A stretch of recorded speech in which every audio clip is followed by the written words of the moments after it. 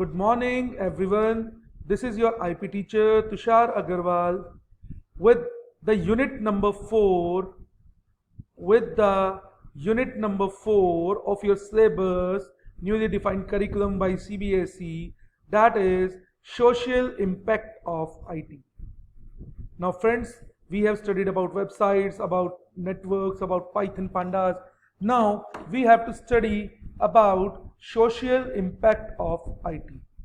Now friends, first thing that comes to our mind when we are talking of social impact is that about social networking, Facebook, YouTube, Vimeo, G+, Flickr, Twitter, Tumblr.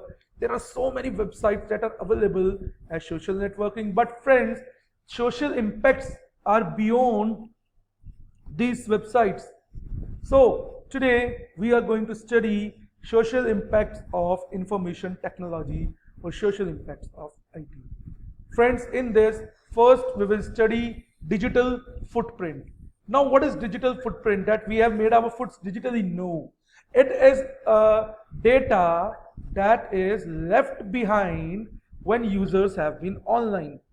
Means they are the references of the users that are with the online data.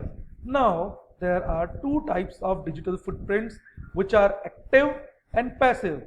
First, what is a digital footprint? Digital footprint is the data that is left behind when the users have been online. Means the data, the references, the objects that are left behind by the users when they are online are known as digital footprints. Now there are two types of digital footprints, active and passive. Now first, an active digital footprint. Now active digital footprint is where the user deliberately shared information about themselves either by social media websites or by using other websites. Means active digital footprint means the user itself or herself or himself is sharing his or her information over the social media websites such as your Facebook. If my birthday is there, I will share that, okay, my birthday is there, my anniversary is there, something else is there, I am going to that place. So this is deliberately shared information by the user. Or by using any other websites such as your banking websites, you have to make your account. On Gmail, you have to make your account. So this is called active footprint. Means where we ourselves are putting our information over the internet. Now a passive digital footprint. A passive digital footprint is made when information is collected from the user without the person knowing this is happening. This is a kind of stealing that, no, it is not a kind of stealing. It is a kind that when the information is collected from the user without the person knowing this is happening. Like your IP addresses. Yes friends, your IP addresses are recorded everywhere that that particular IP address has used this, that particular IP address has used this. So I have given you examples of active and passive digital footprints. So let me again tell you what are digital footprints. Digital footprints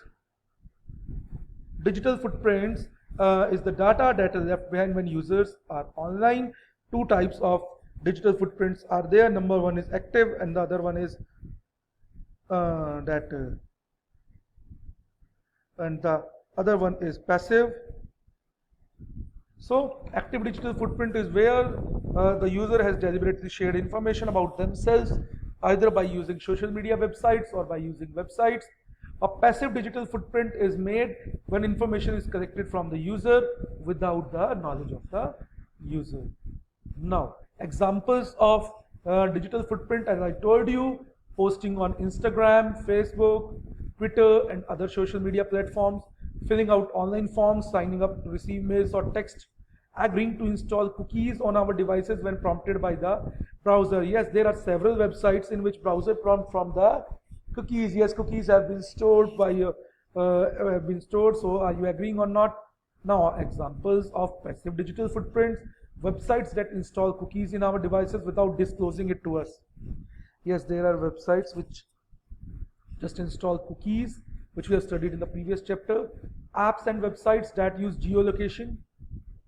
There I will just have the harmful effect, that is a game called Blue Whale and that Momo, which just keep the location and threaten the people. Social media news channels and advertisers that use our likes, shares and comments to profile us and to serve the advertisement based on their interest, that so many people have liked my channel, so many people have done this. So examples of active digital footprints are Instagram, Facebook, your social networking websites typically. And whatever forms you are filling online, they are just the part of active digital footprints. And in that, websites that install cookies in our device without disclosing it to us, apps and websites that use geolocation to pinpoint our location, social media news channels and advertisers that use our likes, shares or comments for the publicity or advertisement purpose. Now next is how a digital footprint is being used for marketing purpose. Now this is a very important question, that how digital footprint can be used for marketing. Now digital footprints are known as cyber shadow or electronic footprint or digital shadow, are generally collected with the help of a tracking cookies. These cookies are created by user using some popular websites such as your Facebook, your Gmail, your some popular educational websites. Whatever we search is stored in these along with our dates and GPS relevant data. Means our location will be enabled by some of the websites automatically and dates will be stored. So some cookies means some remembrers, some objects are stored. These are shared by actual site we are visiting to the popular sites.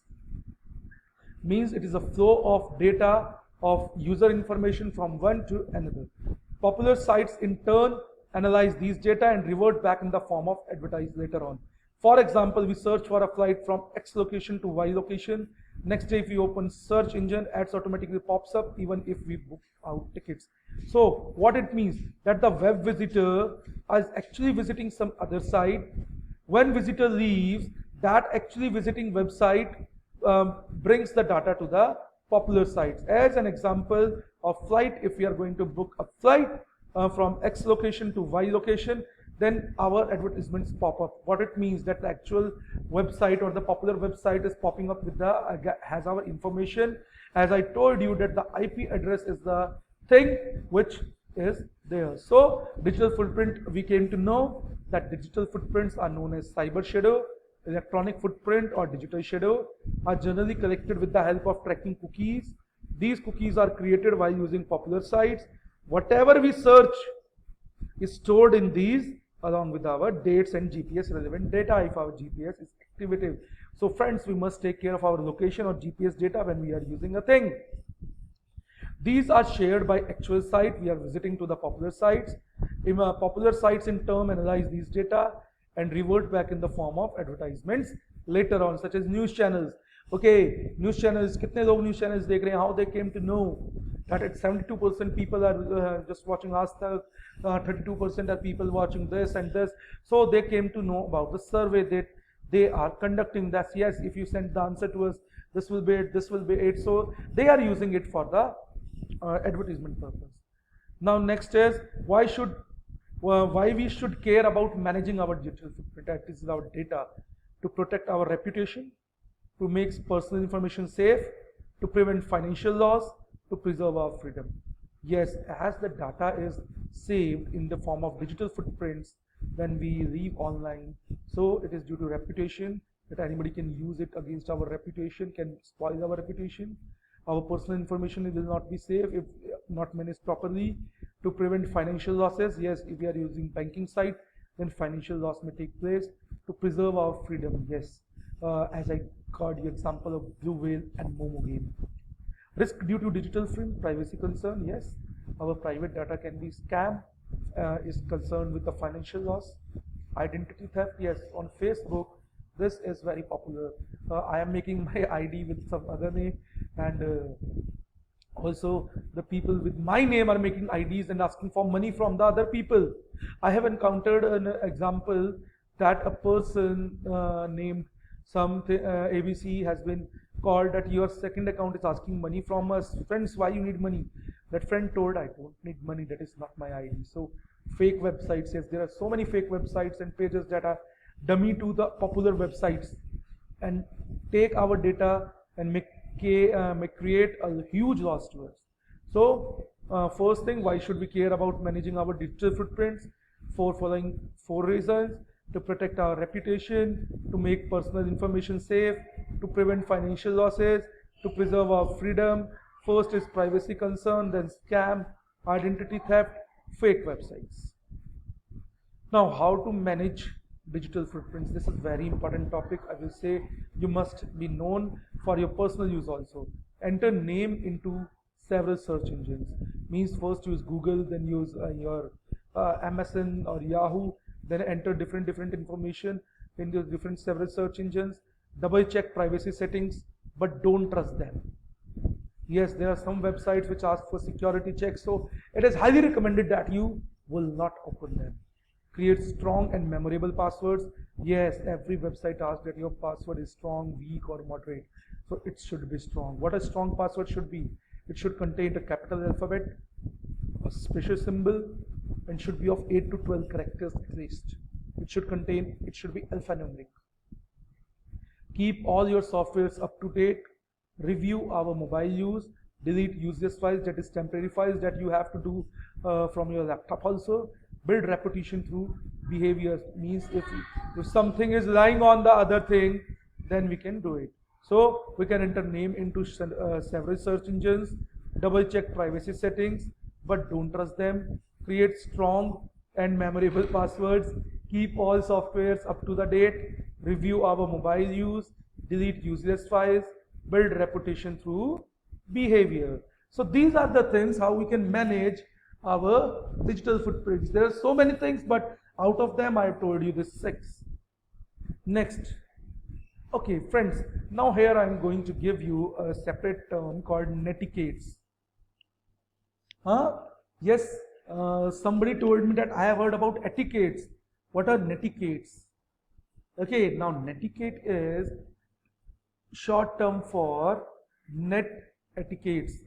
Internet etiquettes means how we have to behave by using our internet, what our protocol when we are using etiquettes over the net. So netiquette is short term for internet etiquettes or communication etiquettes over internet. It is just like etiquettes means the manners, the behavior or code of polite behavior in society. Means netiquette is a code for good behavior over the internet. It includes several aspects of the internet. Social media, yes friends, social media is one of them, as we can post as many things on Facebook, Twitter, Insta as we want. And email, we used to send several emails to one or more. Okay, online chat, web forms, website comments, multiplayer gaming, and other type of online communication. Means over this thing I will just make it clear that netiquettes are called the internet etiquettes or communication etiquettes over the internet. It is just like etiquette, a code of polite behavior in society. It includes several aspects of internet, social media, email, online chat, website comments, multiplayer gaming, and other types of online communication. So friends, when we are using the internet, we should use our internet etiquettes very well. So netiquettes is important for all. Now these are some of the do's and don'ts of netiquettes. Keep messages and post brief. Use discretion. Protect personal information. Obey copyright laws. Friends, copyright, this is about the YouTube that we will upload. We take some item from other YouTube channel, download it, and then again upload it. That's the copyright law. Means a person who has made it originally has copyright law on that. Help others, respect other people's privacy, verify facts before reposting, check messages and respond, thank others who are online, show good sportsmanship when playing online games. Now verify facts before reposting. Yes, I have heard that a snake has swallowed a cow. Is it possible? Her channel is some website is showing it. So when I verified it, I just came to know that that is Photoshop. So verify the facts before reposting. These days, religious facts are just prevailing over the WhatsApp. So we must take care. First verify the facts, then go to it. So these are the do's. So keep messages and post brief. Use discretion. Protect personal information. Obey copyright laws. Help others. Respect other people's privacy. Verify facts before reposting. Check messages and responding properly.